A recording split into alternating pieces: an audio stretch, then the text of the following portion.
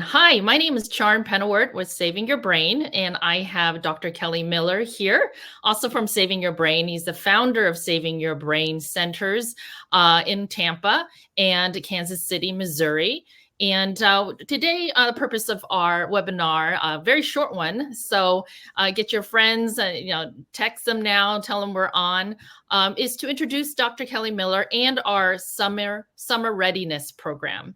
Dr. Miller, thank you for joining us. And I just want to kind of briefly tell everyone who you are. Obviously, you're leading this program. You're Amazon bestseller, author of Saving Your Brain. You're a speaker, you're a health coach, and founder of the Saving Your Brain training centers. Dr. Miller has 44 years of clinical experience. Now, the Summer School Readiness Program is an intensive program. He'll get all into that, talking about what it involves, how to sign up, what is the ages that we're targeting, who can join, and also you're certified in the Melillo method, neurofeedback, and many other therapies that are non-drug approach. So, Dr. Miller, welcome. And I'm just going to let you take it away and kind of talk to our audience, tell them what it's about, and we're excited to hear it.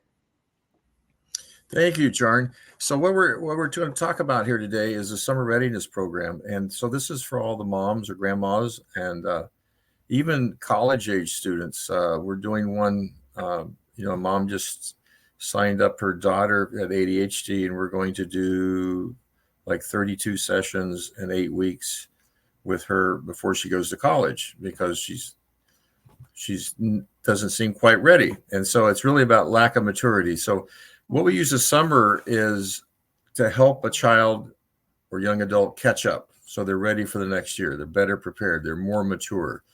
And really, when we talk about all these neurodevelopmental problems, whether it's ADHD, dyslexia, autism, sensory processing problems, they're all a lack of maturation or a lack of maturity in certain areas of the brain.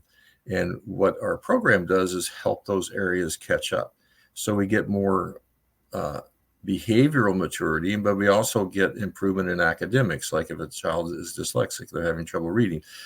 That's a specific area of the brain, Wernicke's area here, right on the left side. So that area is just under functioning. So what we use the summer for, whereas normally if people are close, we probably come in a couple times a week, but we have a 2.5, 3 month period here now where we can have someone come in for intense. So local kids may come in 3 or 4 times a week, or they may come in twice a day for 3 hours, whether it's normally a 90-minute. We already have 8 or 10 families have scheduled their children in for anywhere from 1 to 2 weeks of intensive.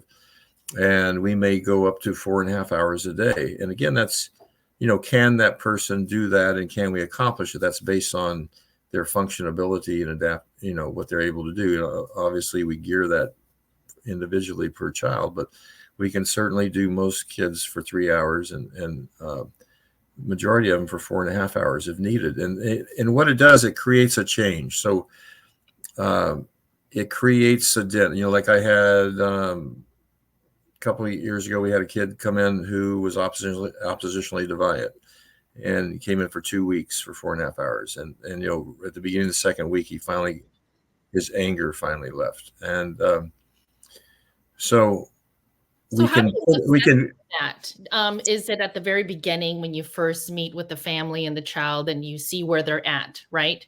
And then they go through the program. Yeah. So we're gonna do a consultation with the parent, with the child, at their long distance, and get a feel for what it is. And if we get someone higher functioning, then we can certainly, they can work out that time. And the other great thing about being in Tampa is we have lots of things to do. We're 45 minutes to the beach. We're 10 minutes from Busch Gardens, Adventure Island. We're 20 minutes from Lowry Zoo. We're 20 minutes from the aquarium. So there's lots of things to do. So if someone wants to come in the morning for 3 hours, then they have the whole afternoon to go to do that. So many families, they can do it, kind of a little mini vacation with it. We had a child last year from Long Island, and he was afraid of everything. He was afraid to get in the water. He was afraid of heights. And by the end of the week, he was doing the rides, and he was jumping in the ocean and jumping in the swimming pool. Yeah, I remember the family had sent you a video of him jumping in the pool, and they were so excited about that. I mean, these are great results. So, it seems like from 3 to 4 hours, whatever, it's a customized program. What age bracket are these kids coming in from, starting at 5 to 12, or you were mentioning?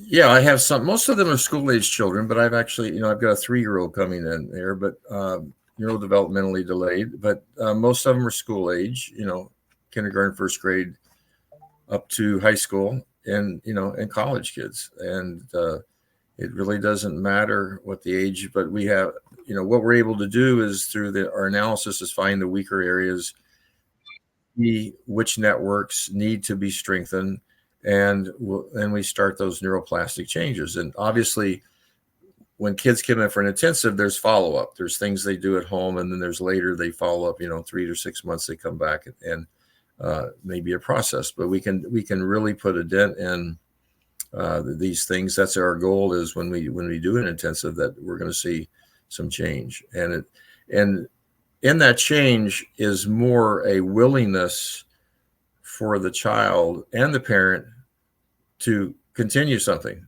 because they see that there were some changes. So now they follow through. Yeah. So you have pretty much homework that they take home with some home exercises, maybe some technology, like Brain Tap and so forth, that they can order and take home with them, even if it's a visiting family, correct? Yes. We'll have tools. So we're going to teach mom and dad, or whoever's coming, that how to rehab their child at home, mimicking what we do. And It's really about stacking. We just did the biostacking. We talked about stacking therapies, and that's really what we do. We stack therapies. Light. We have eye lights, so we do certain color of lights depending on if we're trying to stimulate the left or right brain. We do essential oils. We do vibration. We do electrical stim. All these things. And of course, we use the laser to activate the solar metabolic areas of the brain. And we do all those things, and then with a specific sensory motor activity. And the child can do that at home. They can do interactive metronome. They can do figure eights. They can do a lot of these things that will initiate these networks while they get the sensory input. So it's really about learning how to do that. Can you describe some of the stations that are at Saving Your Brain? Because I'm sure, one child's working on this station and another one is busy on that, and then you rotate. Is that how it works? Right. So it's kind of like a brain gym. And so we have the balance tracking system. So that looks at balance, and that looks at the vestibular system. And so we have specific exercises we can do. And it's on a big screen. So they're moving their body, backwards, left, right, forwards, backwards. They're having also do cognitive things, move it based on trying to find a letter. And then we have interactive metronome. We can do 14 different functions on that. And we're working on sensory motor coordination, synchronization. And that helps 6 different brain functions. We do right eye, motion guidance, and some other things for oculomotor functions to improve eye function. So one of the things we do is we have specific programs that will improve reading speed and reading comprehension in children and adults. And we also have a NeuroSage, which is an interactive game that you can play. And again, it's geared for left brain, right brain, with sound and color, and working on certain areas of the brain. And then we have something called the Neurosensory Integrator, which is a big 55-inch touchscreen, which will do a couple of hundred different functions. And so basically on the testing we do, then we use specific areas in there. We also work on primitive reflexes. We work on core strength. Right. Yeah. If you go to our landing page right now and visiting savingyourbrain.com or Dr. Kelly Miller, you can actually access the page and then see a video on brain training games. We did one on neurosensory integrator. And you had talked about the balance, how that was important. And can you explain to that briefly? Yeah. So if we look at, so the big picture on all these neurodevelopmental problems or psychological or mental health, everything is that all these people have retained primitive reflexes, and primitive reflexes develop in utero, and they're to facilitate the birthing process itself and movement in early life, but they're supposed to go away. And if they don't go away, it causes some hardwired peculiar neurobehavior. And this is like a lot of kids, they go to behavior modification, but it's an uphill battle, because when you have these primitive reflexes, it's kind of a knee-jerk reaction. It's very hard to override. It's much easier to integrate the reflexes, but the reflexes all integrate into an area called the brainstem. And the brainstem is the brain like a foundation is to a house. And the three primary sensory systems that develop and grow the brain are the balanced postural system and the vestibular system, which is between our eyes and ears and where are we at any time and space. And then something called the oculomotor, which is basically just our eye functions. And our oculomotor, something particularly saccades, moving from target to target, is what we use in reading. So lots of times people will have a problem in those areas of brain.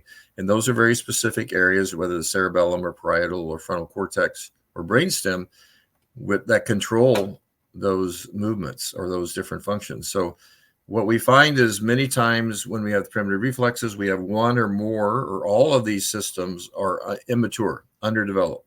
Mm-hmm. Okay. So that's what you're creating, sensory processing problems, auditory, visually, learning, delayed developmental problems, and behavior problems. And, once we get the primitive reflexes and then these other things start maturing, then the brain goes back to a normal neurodevelopmental pathway. Let's say, for example, a child who's dyslexic. What part of the primitive reflexes are, not developed, would you say? It can vary between them, but many times they have a spinal galant, or they may have a palmar, and those are both related to putting ideas into a written form. In other words, I could tell you a good story, but I try to write it down, it just doesn't translate. It doesn't happen. Mm-hmm. But specifically, when you have the primitive reflexes, it causes an asymmetrical growth. Just like if your foundation's off in your house, mm-hmm. the floor is going to crack, the walls are going to crack. So these sensory systems also don't develop properly, and you have a weaker area. So in dyslexia, that is over on the left side, and it's over here. It's called Wernicke's area. It's in Brodmann 22, 39, 40. And so we work on that area specifically with something called the brain driver, which is an electrical therapy, which slows down the right side, stimulates the left side. We also use laser on that area, and then we also use it on the frontal cortex, because this area called Brodmann 8 in the cortex is how we interpret what it is we're seeing. Right. And do you use one or two lasers? I see sometimes you use one, and then other times you have two. We use up to 4 lasers on an individual at the same time, depending on. Yeah. So let's get into medications are, you get addicted. It may help, may not help. But with what you're doing here, seems more long lasting, right? You're really changing the brain if you come in and continually, train for it, correct? Right. So if we look at medications only do one of things. They stimulate or inhibit a single pathway of doing something.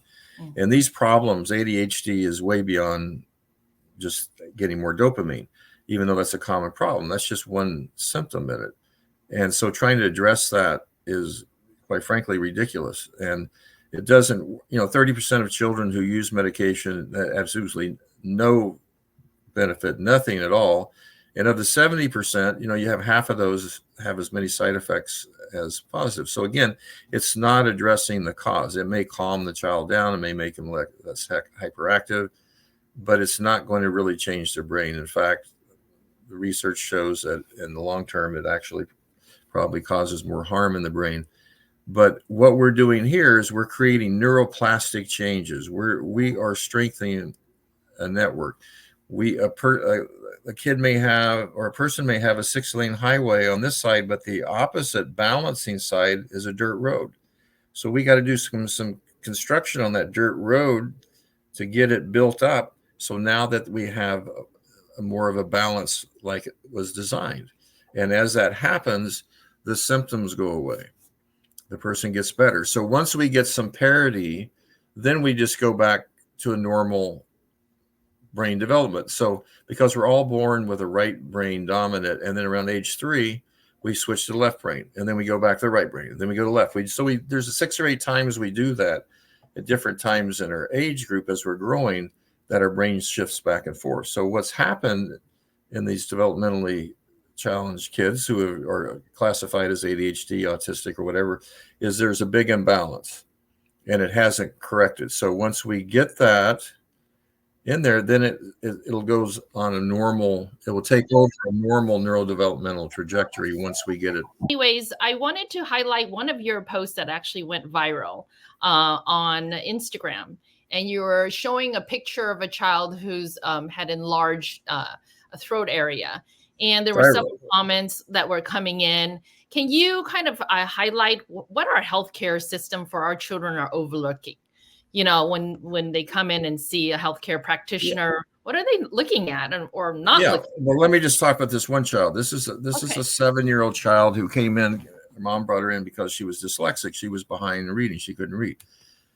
And so just in a physical observation, I'm looking at her thyroid, and I'm asking them, I go, what is going on with her thyroid? She goes, what do you mean? I said, well, look at this thing. It's huge. It was huge. And I don't know. So I said, you need to get to the pediatrician. We need to do some stuff. So they took the pediatrician, and thyroid should be, blood levels should be taken in the morning. They were taken in the afternoon. They only did a TSH. So which, again, because it's in the afternoon and validated, it was normal, but they never physically looked at the problem. And so anyway, subsequently, we had to get more blood work done. And when we did it properly, she had a very elevated TSH, her thyroglobulin and her TPO, thyroid peroxidase antibodies were all very elevated. So she had an autoimmune problem. And so even after that was, another pediatrician did that, so they referred to a specialist like 6 months out. That's ridiculous. So anyway, we suggestions of supplements to start, trying to calm down the immune response and get it in there. But that's just in there. So in today's world, in 2022, the CDC came out and made new guidelines on children's development. So like these guidelines have been around for 100 years. Like a baby sits up around 6 months where it can balance itself. A baby crawls around 6 months. They creep around 8 months. They walk around 12 months. That's just, give or take a month here or there. That's in there. So now crawling's not important for your child's development. You don't have to look at that. And it's okay if they don't walk until they're 18 months old. And then so they're putting all these things, instead of being proactive, now they're putting all these things off, obvious developmental delays, which are going to be just shifted down the road until they get to school age. So and quite frankly, I don't know any pediatricians that will look at a primitive reflex if a child is over 1 year old. They just assume it's not there. Mm-hmm. Yeah, but it is there. It is. It's so important. And that's part of the reason that child has a problem. And so if you're not looking at it, you can't help it. So what do you advise parents? I know that we don't want to just look at the symptoms. You want to find the root cause of what's causing, the problem. When you look to the brain, right? So what is your advice to parents, not just to look at labels and be stuck with that? Every child is different. I really recommend every child read Disconnected Kids by Robert Melillo. This is a book I think it's in its 3rd or 4th reprint. It's like 10, 12, 20 different languages. Mhm. And it really lays out this brain imbalance that is becoming epidemic in our society now. Up to 11% ADHD children now, more boys than girls. Autism, 2.5%. 2.5%. That's crazy. I did in my first 20 years of practice. I don't think I ever came across an autistic child. It's not that they're there, but I mean, it was certainly less prevalent. And so, you know, this is our environment. This is the world we're living in, and this is it's serious that we do things, and there are things that we can do to reverse it. There's different things we can do. You know, if you have a right brain weakness with an ADHD kid, you've got to get them moving their body. You know, they can't be in little video games. They can't. Oh, let's get on that topic. They Actually, can't watch Minecraft all day. right? Yeah. Because most video games drive the left brain, which is going to make the person, the child, more and more, less and less social. Okay. Right. Yeah, I see that coming in where I actually teach martial arts, and kids are not making eye contact. They don't even, acknowledge you anymore. They're really isolated, at home, the indoor generation. Actually, you brought up a very interesting book a couple months ago. I actually told a bunch of my friends, you guys need to read this. It's Anxiety Generation, that book. I don't remember the full title of it, but everyone needs to pay attention to their kids, what video games they're playing, how long, monitor how it changes your brain and causes you to have more anxiety, this and that. So this is so important to get to these kids early, and you do start at age 5, as early as that school age kids, correct? Absolutely. So again, you got to, we have to be. We didn't have the video game, so we couldn't hand the little iPad to the kid and let the kid just do all this. We had to, we had a toy, we had to get them visually stimulated, which is 3-dimensional, which you have to understand that things reading are just 2-dimensional. And it's not things are depth and texture. It's totally different than watching something and playing with something that has dimension. And we just have to get back, some basics as far as in common sense that these children need physical activity. Oh my God, we need to put PE back in the school in the worst way. If they did nothing but primitive reflexes and core strength reflexes, you could eliminate 50% of this conservatively, probably by the second grade. If you started this in kindergarten, first grade, and you did it, and all we did was do these exercises. Compare brain training to, let's say, a physical gym training. How does that compare? You have different stations and so forth. Yeah, well, it's very similar, and everything we're doing is a sensory motor activity. So when you're in a gym, you're doing a sensory motor activity. You may be watching the plate. Okay, I'm doing the plate from here to here, or whatever. I'm doing something. You're getting visual. You're getting a motor response, or you're getting a sound. So everything they're getting stimulated through their vision or their hearing or both, and they're having to do an activity. But it's a physical activity. Our brain changes through sensory and motor activities. Right. That's the only way our brain can change. That's the only way we can grow. That's the only way we can learn. Neurofeedback has been around for quite a long time, but you actually have been adding a lot of new advanced systems to saving your brain. And you're stacking them, right? You're using, while they're on the balance tracks, they have the the lasers are on them. They're wearing a Resimax and all that. So it's really pretty intense, but non-invasive, really. Yeah, so we just had a chiropractor came here. She brought her daughter. She's from Philadelphia, and she's going to be posting. So when she posts, we may add that to this. I'm not going to say her name right now until she puts it out there. But so she was blown away what we do. And she's been to several other functional neurologies, but she said, nobody is doing this the way you're doing it.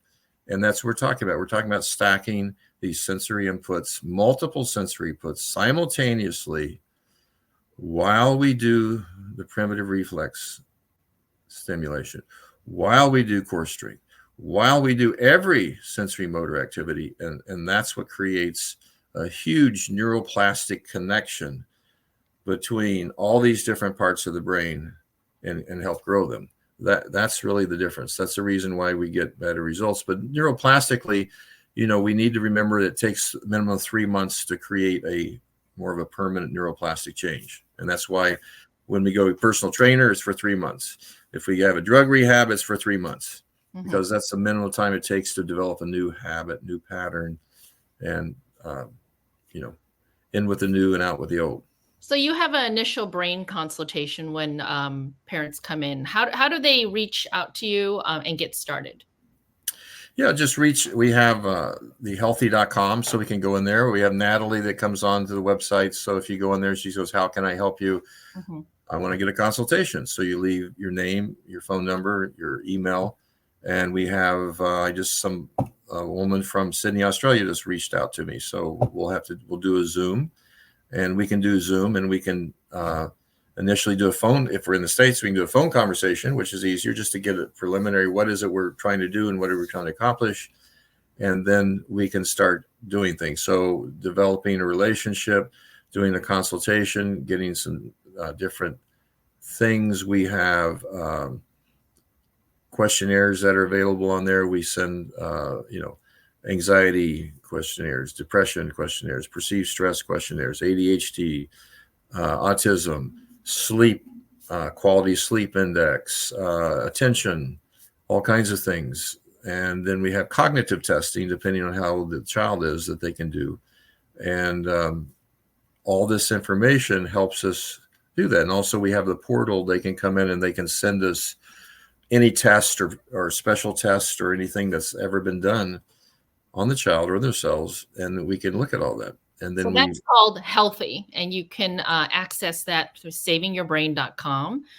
There's on the menu, you just click on that and just sign up for an account.